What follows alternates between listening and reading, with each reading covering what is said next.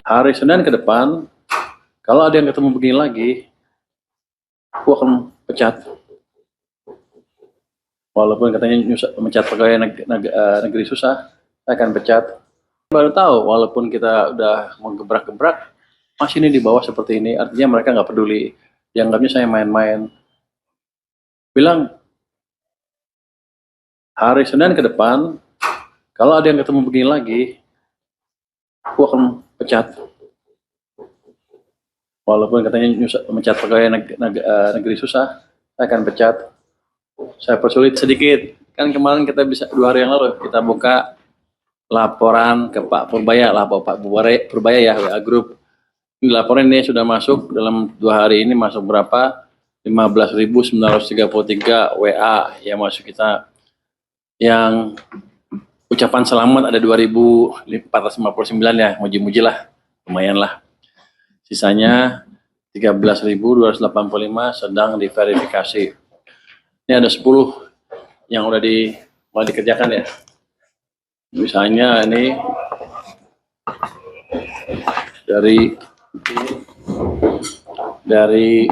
satu ya, yang panjang yang ini aja ya.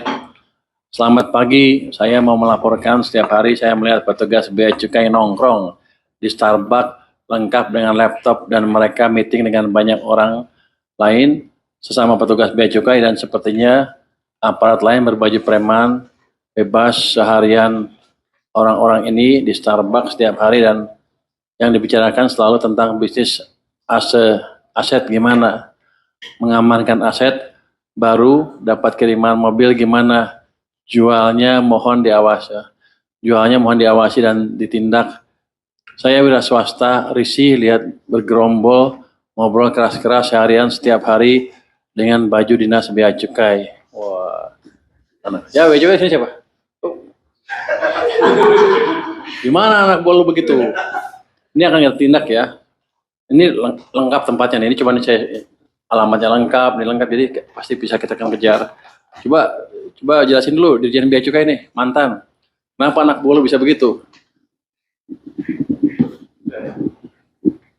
Nanti kita cek Pak. Ini langsung habis ini kita deliver ke teman-teman yang di spot. Nanti kita akan verifikasi. Nanti kita lapor hasilnya. Bilang ke mereka kalau nongkrong yang di Starbucks di warung pinggir jalan aja. Paling nggak orang itu nggak curiga. Enggak, sama aja dimanapun kejar ya. Jadi saya baru tahu, walaupun kita udah menggebrak-gebrak, masih ini di bawah seperti ini. Artinya mereka nggak peduli. Dianggapnya saya main-main. Bilang, hari Senin ke depan, kalau ada yang ketemu begini lagi, aku akan pecat. Walaupun katanya mencat pegawai negeri susah, saya akan pecat. Saya persulit hidupnya. Masa nongkrong di Starbucks berpakai seragam, gak kira-kira lu. Kalau mau itu yang sopan-sopan dikit lah, paling nggak kelihatan. Ya, ini kan jadi kelihatan bahwa kalau mereka lapor bagus-bagus terus, ternyata di lapangannya begini. Nah, ini yang justru kita minta masukan dari teman-teman masyarakat semua, biar kita betulin pelan-pelan. Yang satu lagi, Pak Menteri di Madura, kamu ya, terjadi penjualan pita rokok besar-besaran yang semua rata-rata dijual kembali dan dipakai untuk merek rokok lain. Kalau ini bisa ditertibkan, insya Allah akan banyak penambahan uang pajak masuk ke negara. Merugikan negara, semoga masukan dari saya bisa diterima untuk dievaluasi. Terima kasih banyak sudah memberikan ruang dan kesempatan terhadap masyarakat untuk memberikan informasi. Kami rakyat mendukung Pak Menkyu sepenuh jiwa dan raga. Wah, jiwa dan raga nih. Gimana tuh, kampung lu gimana? Ini sudah perhatian Pak Jaka. Saya kira tinggal kita cek seminggu depan, Pak Menteri. Ini sebenarnya kan sudah lama saya dengar. Saya pikir tadinya mulai berhenti ketika saya mulai ngomong-ngomong seperti itu. Ya sepertinya selama ini dianggapnya kalau menteri jauh banget ke bawah, jadi nggak mungkin turun ke bawah. Makanya saya set up pengaduan ini untuk menerima masukan langsung dari masyarakat. Kalau saya dari pusat kan orangnya paling sedikit. Ini kayak crowd reporting. Ya. Jadi semua kirim masukan ke saya. Ini nggak mungkin semuanya ditindak kan, tapi once beberapa ribu orang ditindak, yang lain saya harapkan nggak mengulangi lagi. Jadi kasih tahu teman-teman baik coba yang di pinggir-pinggir sampai bawah-bawah, saya akan mulai sampai bawah. Hati-hati gitu. Izin lapor tindak premanisme AR pajak KPP 3 Raksa. Siapa 3 Raksa KPP-nya? Coba cek nanti ya. Nanti kalau itu minggu depan saya cek, harus sudah rapi nih. Kalau premanisme, dia minta duit pasti maksa ya. Hebat juga ya. Kreatif lah. Oh ternyata betul. Saya pikir kalau kita ngomong di atas selesai. Ternyata enggak. Ini birokrasi seperti itu. Mereka pikir kan menteri cuma 5 tahun, 4 tahun lah kalau saya sekarang ya.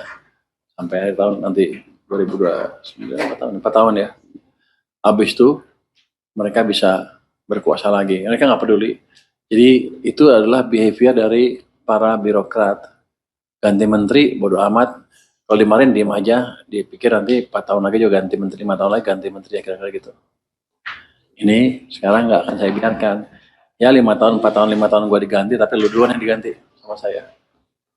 Kalau masih melakukan seperti ini lagi. Nih, satu lagi nomor 9 agak panjang. Saya pengusaha yang menjalankan importasi barang 1 atau 2 tahun belakangan ini, bea cukai sangat meresahkan baik. Bea cukai lagi dong, gimana sih lo? Baik pemeriksa fisik maupun pemeriksa dokumen. Satu pemeriksaan fisik lama sejak keluar penjaluran merah. Misalnya pemeriksaan fisik bisa 34 hari, 2 pemeriksaan dokumen juga 70 PIB. Saya dikenakan notul yang berisi denda, padahal saya tidak under invoicing dan telah melakukan impor barang serupa bertahun-tahun. Ketika diminta alasan tidak masuk akal. Misal meminta bukti negosiasi, padahal bukti-bukti itu sudah disediakan dengan lengkap. Ini terjadi hampir untuk semua kegiatan impor saya, kena denda terus. Tapi saya tahu pengusaha tidak mungkin naik banding agar barangnya cepat keluar. Kalau banding, mesti barangnya tertahan, kemudian ajukan keberatan yang nanti pasti ditolak juga. Ini namanya diktator. Kan juga orang bea cukai lu coba jelasin, ini kan murid lu semua, kenapa bisa begini, coba jelasin. Ini langsung nanti PIB-nya kita cek. Ini kan udah ya. Jadi kan lu gurunya. Ya Pak. Ini nanti SOP-nya sudah lewat, mestinya ini langsung diputus. SOP pemeriksaannya nggak sejak selama ini. Oh, gue jahat ya. Sekjen dikerjain. Nggak, di sana emang ya tadi nggak terkendali kalau udah gitu. Jadi report ini akan membantu. Ini lengkap loh. Di mana lokasinya, di sini ada siapa yang ngadu, clear. Walaupun nggak akan kita buka. Jadi nanti WA grup itu nggak ada orang bea cukai atau pajak yang bisa akses ya. Kalau ketahuan lo awas bocor. Nanti kalau begitu bocor nggak ada yang boleh lapor lagi, selesai. Jadi nanti kita beresin tuh. Ini corporate culture-nya beda, mesti kita rubah corporate culture-nya. Apa kalau pemerintah apa? Corporate culture ada nggak? Governance culture. Kalau kita rubah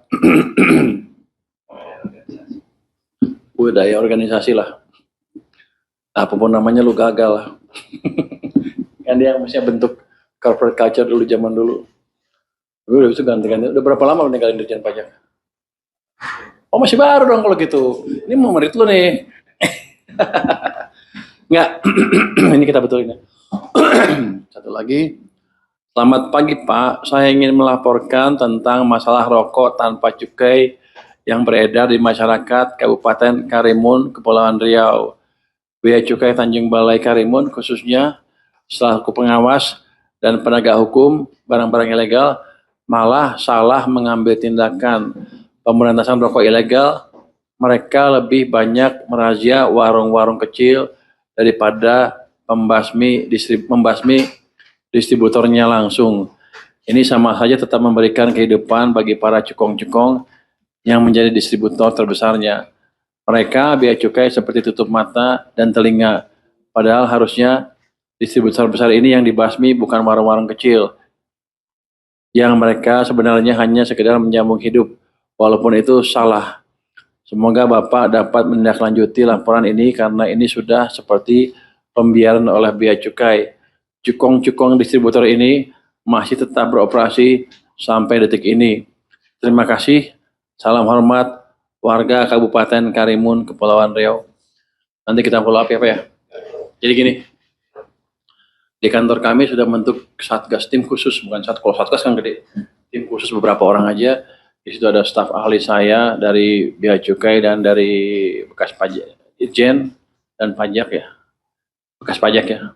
Staf ahli itu kayak eselon 1 tapi tidak di struktural, tapi 1B, udah pengalaman cukup banyak. Itu akan melis, mereka kan tahu. Ini kan kayak gini kan pasti orang-orang bea cukai tahu siapa sih cukong-cukongnya. Dan saya suruh list di setiap daerah siapa cukong-cukongnya. Nanti kalau ada gangguan atau barang masuk dan link ke cukong tersebut, cukongnya kita proses. Katanya banyak backingnya paling orang bea cukai juga. Ya kan? Ada juga yang lain-lain. Tapi yang jelas akan kita bereskan itu. Ini hanya 9 dari yang satu lagi panjang saya malas bacanya.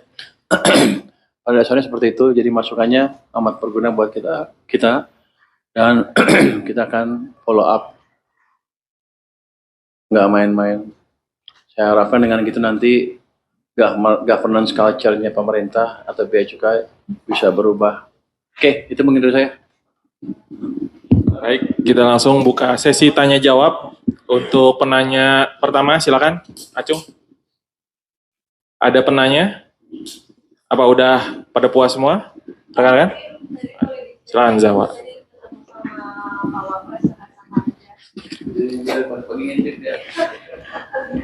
Pak Wapres biasa diskusi tentang masalah kondisi ekonomi secara umum dan dia kan dia berdaerah kan dari daerah kan. Dia menyuarakan keresahan dari pemimpin daerah yang anggarannya dipotong. Jadi sama yang soalnya dengan gubernur yang kesini kemarin. Apa langkah kita ke depan untuk memitigasi itu? Saya pikir dalam jangka pendek saya nggak bisa apa-apa. Paling saya minta mereka Pemda merapikan belanja mereka triwulan ke 1 tahun depan. Nanti kita lihat bagus apa enggak serapannya, ada bocoran apa enggak. Nanti triwulan ketiga kita hitung ulang. Kalau ekonominya bagus kan income-nya kita meningkat juga. Kita akan lihat berapa yang kita bisa bagi ke daerah. Kira-kira begitu. Jadi daerah jangan terlalu cemas. Kami juga memikirkan stabilitas nasional. Kira-kira itu pesan dari beliau. Oke, yang belakang. Dia mendukung juga, saya suruh ngomong ceplos-ceplos terus katanya. Siap. Udah ya, Zawa? Ada lagi? Cukup. Mbak, yang belakang, silakan, Mbak. Selamat siang, Pak Bupati. Saya Renata dari Kompas TV. Oh, Renata yang kita kemarin ya, Kompas ya? Iya, Pak. Boleh ya, Pak, nanti datang ke Kompas TV, Pak, 20. Di sana siapa ininya? Anchornya siapa? Anchornya ada banyak sih, Pak. Ada My Sister. Kalau Bapak kenal biasanya deh, Pak. Oh, Salah satu presenter hebatnya My Sister, Pak. Lona. orangnya siapa? Ada Ibu Rosi. Silvilona. Saudara lo? Bukan, Pak. Salah satu jurnalis senior. Forcam juga, Pak. Alumni Forcam juga ada di sana. Kan, Mbak, pertanyaannya? Oke, nanti kita lihat ya. Kompas nyerang gua terus sih, gua malas saudara. Tapi diserang. Nggak, silakan, Mbak. Silakan, Mbak. Itu mungkin kan Bapak tadi jelaskan ya masing-masing laporan yang melapor gitu. Nah ini kalau di rekap Pak, itu kebanyakan mereka melaporkan soal bea cukai yang tadi Bapak tuh sebenarnya apa saja gitu. Kalau di rekap jumlahnya sekarang sampai sekarang berapa? Ini Anda lihat ya, dari 10 ini yang dicatat ke saya, ini semuanya, hampir semuanya bea cukai. Ini kan disortir oleh pegawai-pegawai kita di sini. Yang nyortir pasti orang pajak. Karena pengaduan cuma dua, bea cukai yang pajak. Kenapa yang ngaduin bea cukai semua yang diaduin? Apa iya orang pajak suci-suci? Rasanya sih enggak. Jadi itu yang nyortir pasti orang pajak. Jadi yang dimasukin bea cukai dulu. Ya, ada 15.933 yang masuk dalam 2 hari ini. Ya, enggak. Kalau responnya mampus juga lu. Ini disortir, dipilih yang signifikan. Ini kalau yang ucapan selamat nggak di. Kita punya staf khusus itu ada 6 orang ya kalau nggak salah. Ada staf khusus 2, ada masing-masing di bawah itu ada dua lagi ya, membantu khusus itu. Jadi kita alokasikan orang khusus untuk itu. Kenapa kebanyakan orang pajak? Ini kelihatan sekali dari pola ini. Yang milih pasti orang pajak, sehingga yang dikeluarkan bea cukai. Itu gampang nilainya kalau gitu, kan gua ahli statistik. Apa lagi? Pak, ini juga selanjutnya Pak, ini ada terkait dengan Satgas Khusus Penerapan APBN. Kemarin Pak Sua ngomong di Selasa itu Oh itu. ya itu sebenarnya nanti siapa saja instansi yang akan bergabung dan kapan nih Pak targetnya dan berapa banyak sih Pak target penyerapan APBN ini? Itu kan ada 26 kementerian, gue ingat 2 tambah 6, 8. 26 kementerian, soalnya angka 8 angka favorit. Saya baru tahu juga. Jadi ada 26 kementerian, nanti semuanya gabung di situ. Tapi bukan nanti kementerian akan ngasih siapa perwakilannya di sana.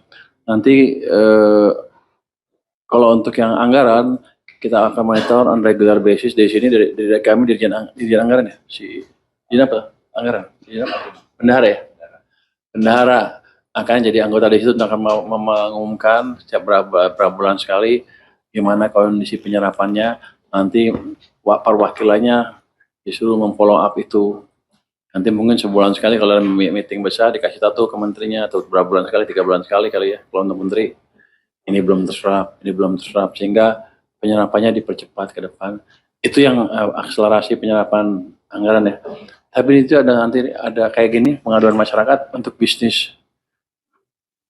Nanti kalau ada yang ngadu kan, ada yang ngadu, ada yang sampai diaduin kan, kita panggil nanti yang ngadu siapa, yang diaduin siapa, kita gelar perkara. Di situ saya jadi hakim, kira-kira nanti di follow up pasti beresnya sekarang. Dulu saya seperti itu dan terbatas kekuatannya karena saya nggak punya kekuasaan waktu itu. Kalau sekarang kan, ini kan bekerja sama dengan Menko Perekonomian, jadi saya bisa masuk sana dan nanti saya punya senjata juga. Kalau ada kementerian disuruh berubah peraturan nggak mau, kita potong anggarannya, atau nggak usah kita kasih aja duitnya. Kalau yang Pak Ubay sudah sasar, mungkin program-program apa supaya kira-kira ini penyerapannya yang kuat. Mungkin kalau kita lihat kan mungkin MB gitu atau dari kementerian mana. Oh dia borong nanya banyak banget. Pacaro ya? Bukan Pak. Jurnalis TV memang harus banyak Pak pertanyaan. Oke, gini. Kalau yang kita lihat kan ada MBG, ada PU, ada pertanian, masih agak rendah sampai sekarang. Nanti kita akan lihat seperti apa program cara untuk mempercepatnya. Nanti sore saya akan datang ke PU untuk nakut-nakutin dikit lah, bukan nakut-nakutin ya, mendorong atau membantu, mengencourage supaya dia menyerap lebih cepat dari yang sekarang. Oke, next question. Mbak, silakan. Anda galak amat. Ampun. Belum makan Pak, belum makan siang Pak. Mas, Pak, nggak ada minum nih, gua haus nih. Aco nih.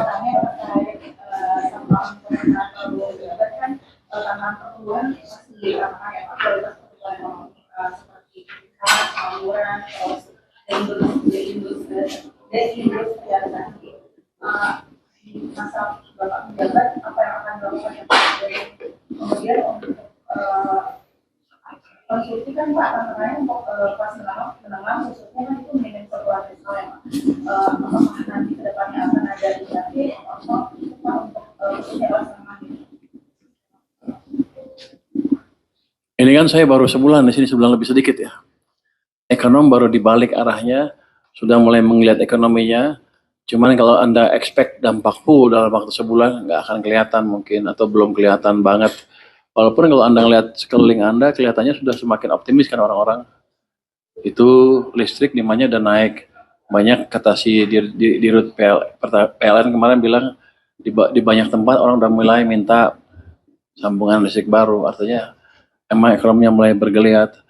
Itu saya harapkan sih nanti akhir bulan Desember udah kelihatan tuh lebih bergairah ekonominya, di mana ke bawah akan mengalir juga tuh. Saya pikir sih pengangguran, orang mulai ngerasa lebih mudah mencari kerja, udah sebagian pasti udah keserap ke sistem perekonomian, ke sistem yang sedang tumbuh itu. Jadi akan membaik sedikit. Growth akan di atas 5,5% dugaan saya dengan uang yang saya gelontorkan. Belum nanti lagi ada stimulus tambahan ke perekonomian yang akan diumumkan presiden. Terus jadi nggak langsung tuh. Kemarin kan ekonomi dibunuh tuh. Sekarang saya balik, ya nggak langsung begini terus. Tapi akan Anda rasakan secara bertahap. Mungkin iklan di media juga udah naik kali ya, dugaan saya. Ada yang lapor saya Amin, Pak. udah mulai ya? Saya mengamini, Pak. Amin. Udah naik loh. Katanya udah mulai naik tuh. Iklan-iklan di media juga, Anda gajinya naik lantar. Untuk kelas menengah, nanti biasanya pada waktu ekonomi tumbuh makin cepat, yang menikmati paling banyak kelas menengah duluan, yang bawah lebih lama.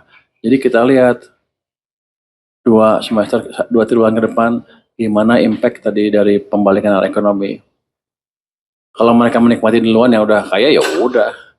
Tapi kalau masih susah, kita akan pikirkan cara. Tapi begini, kelas menengah kan orang yang mampu dan pintar. Dugaan saya begitu ekonominya growth, tumbuh yang lebih cepat, mereka lah akan yang menikmati duluan manfaat pertumbuhan ekonomi itu di samping atas ya. Yang bawah lebih lambat, biasanya mereka akan akses ke sumber-sumber ekonomi itu lebih kecil dibandingin yang kelas menengah. Cuman ketika ekonominya diperlambat seperti kemarin, mereka akan menderita. Bukan baru loh, mungkin kalau saya lihat ke belakang sejak tahun 2018, 2019 sudah ditekan mereka secara sengaja atau nggak sengaja, mungkin saya nggak ngerti.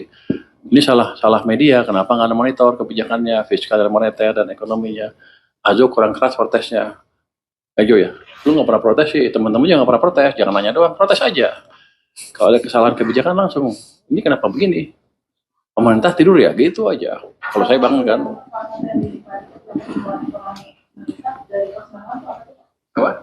Salah satu yang dinikmati kelas menengah ketika pertumbuhan ekonomi meningkat itu apa? Kelas menengah income-nya berapa sih? Nggak tahu kan. Kira-kira gini, kalau ekonominya tumbuh nanti, let's say perusahaan-perusahaan mulai ekspansi. Perusahaan apa misalnya? Yang gampang, kan demand naik. Perusahaan misalnya IT kan tumbuh juga kan?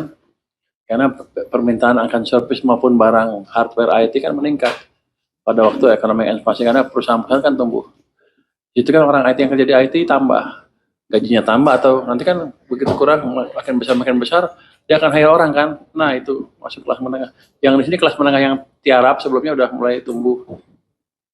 Terus nanti kalau ada perusahaan-perusahaan buka ini baru ya, mereka kan pasti sebagian besar bukan yang sektor informal kan. Kalau ekonomi tumbuh betul ya, sektor formal yang tumbuh. Mereka pasti kelas menengah hitungannya nanti. Ujungnya ke pendapatan kelas menengah. Kalau misalnya ada usulan dari pengusaha dari terkait PPh 21 dinaikkan ke dengan gaji 10 juta itu gimana? Enggak. Jangan seperti itu terus, minta duit terus. Lihat dulu ekonomi seperti apa, nanti kalau udah mereka baik, bisa membayar, bayar. Jangan semuanya gratis, nanti saya bangkrut.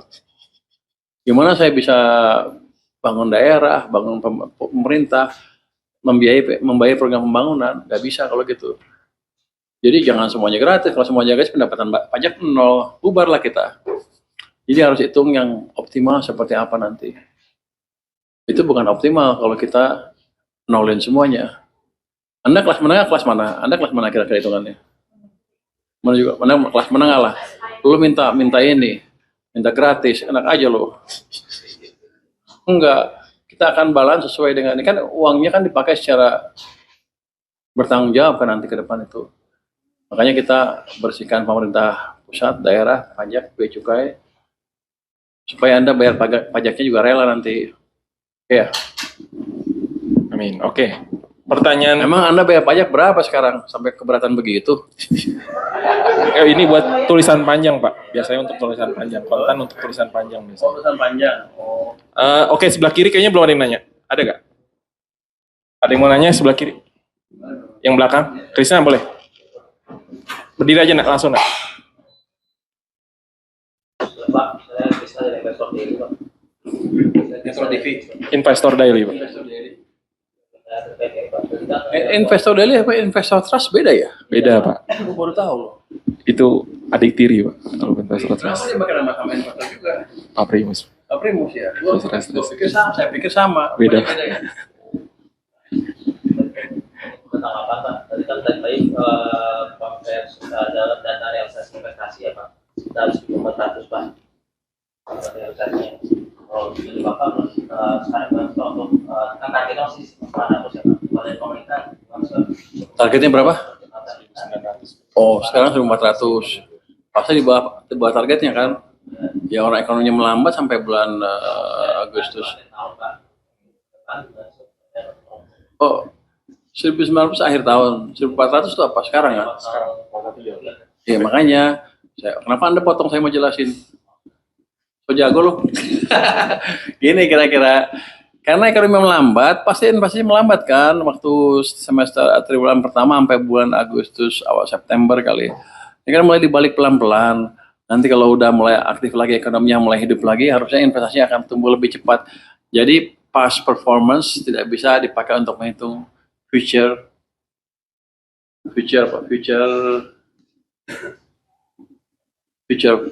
performance gitu. Kalau di pasar saham begitu katanya. Pernah dengar itu? Jadi saya pikir sih mungkin kalau emang susah ya 1.900 mungkin nggak kecapai, tapi akan lebih dekat ke sana dibanding sebelumnya. Hitungannya kalau 1.400 kan dibagi 3 berapa? 1.400 bagi 3, 400, 410 lah, 450. Tahun depan, kalau 450, kalau dibagi 3 aja tambah 1 triwulan udah dapat tuh 1.900. Jadi harusnya akan lebih dari situ. Ya, jadi angka itu ya 1.900 saya pikir dulu angkanya ada angka nabung juga di situ. Artinya dia udah tahu di atas itu tapi turun ke 1.900 biar nanti dibilang performanya bagus. Kira-kira gitu.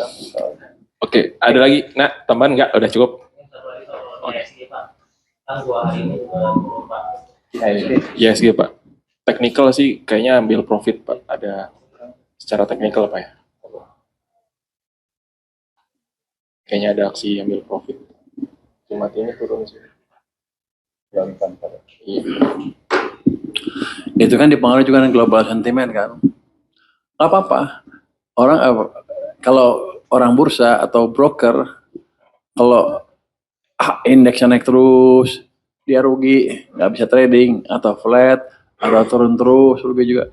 Yang bagus adalah in between mereka bisa ambil untung. Kalau Anda lihat Bloomberg TV, yang Bloomberg kan, itu selalu begitu. Nanti 2 minggu beritanya jelek, 2 minggu lagi bagus, 2 minggu lagi jelek terus, 2 minggu lagi bagus. Kadang-kadang saya mikir kenapa nggak dijadiin satu di kontradik langsung? Karena mereka berkepentingan market naik dan turun. Di belakangnya ada broker-broker kan. Ini nggak apa-apa naik turun koreksi seperti sekarang. Yang penting gini. Apakah perbaikan yang kita sedang lakukan ini betul-betul sustain, berkesinambungan atau tidak? Atau saya ngomong doang? Nanti mereka akan sadar nggak lama lagi bahwa saya serius. Itu akan baik lagi karena pada waktu ekonominya bagus, pertumbuhan perusahaan juga bagus, profitability juga bagus, nilai mereka di saham juga akan naik. Yang kita kerjakan adalah memperbaiki fundamental perekonomian. Kemarin euforia kenapa? Karena mereka oke, kayaknya betulan nih, masuklah rame-rame. Tapi itu wah ketinggian nih, turun dulu lah ambil profit. Nanti beli di bawah, naik lagi ke atas kayak gitu. Jadi orang pas satu seperti itu dan kalau enggak ya mereka akan pengaruhi media-media seperti Anda juga yang lain untuk satu saat negatif terus, nanti saat itu positif supaya bursanya begini. Kira-kira begitu. Oke, baik. Silakan Ira. Saya ingat dari ketemu sering juga. Oh, Info Bank ya? Iya, Pak. Info Bank. Anak buahnya Pak Eko. Ini maaf dia soal penempatan dana BPD Pak, soalnya kan dari OJK sendiri bilang sebenarnya likuiditas dari BPD itu tidak ada yang kering gitu maksudnya Pak. Terus seperti apa sih memang urgensinya apa Pak untuk penempatan dana di BPD tersebut Pak?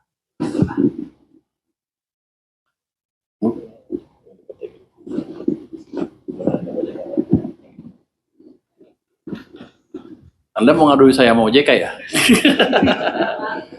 Gini, kalau Anda tanya OJK selalu bilang empel dari zaman dulu, dari zaman ekonomi merusak juga empel katanya.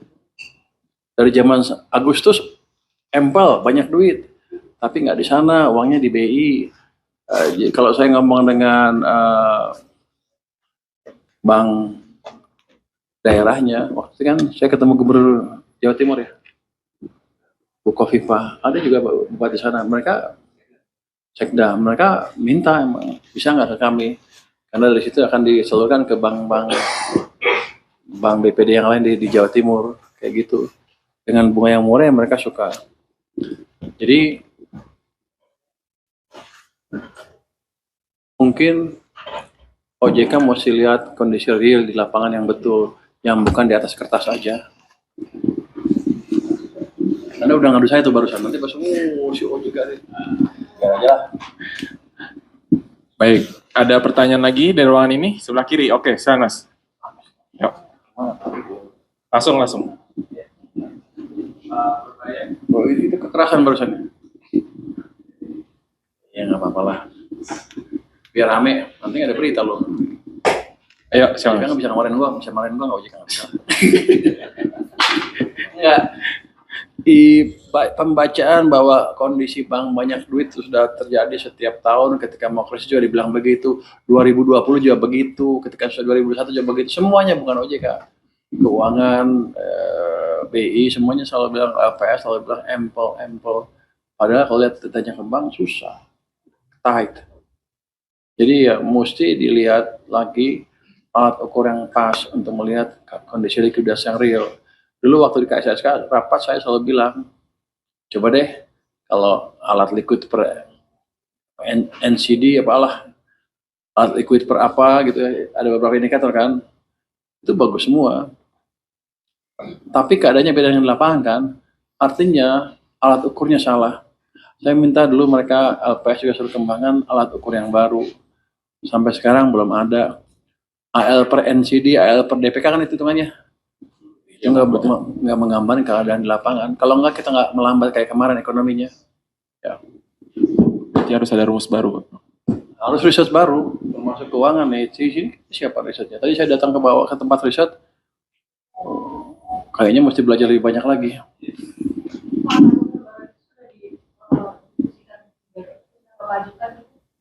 Sudah pernah saya ajukan waktu rapat KSSK beberapa waktu yang lalu, beberapa kali rapat malah. Sebelum, kan kita belum pernah meeting, baru akhir bulan KSSK meeting.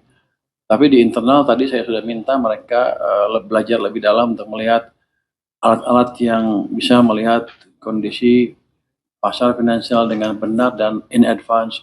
Jadi semacam early indikator, early warning systemnya di sistem finansial. Kita nggak punya kayaknya di sini. Kalau saya punya, tapi buat saya sendiri dong. Jadi nggak bayar. Ayo, Mas. Sebelah kiri, Pak.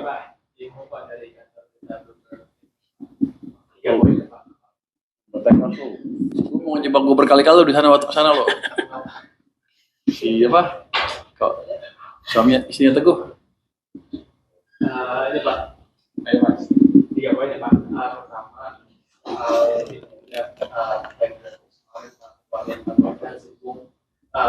dia itu kayaknya udah serius banget mau membangun itu dan sudah besar tadi besar ya mau sana investasi itu kan ditolak nanti juga pakai dan bisa akhirnya ada investasi dari investor itu sendiri. Tapi ada masalahnya yaitu karena mereka nantinya bakal pakai pemerintah atau segala macam. Nah itu kira-kira memang kita akan ada gambaran kalau dari pemerintah itu memang ngasih insentif seperti apa sih Pak ke para investor global di finance center atau itu Oh terus terang saya belum tahu konsepnya, walaupun saya pernah dengar wah, ada ini apa family office di sana, tujuannya naruh uang-uang narik uang-uang konglomerat internasional ke situ kali. Tapi saya belum tahu konsepnya dan kalau kita mau dukung pun saya belum tahu mereka minta dukungan apa. Ya mana nggak tahu. Nanti kalau enggak Purbaya melawan Luhut gitu kan. Acul gitu kan. Apa lagi? Udah. Yang kedua, ini Pak, kan kemarin di PSN terbaru Pak, ada beberapa PSN dan juga ada beberapa PSN.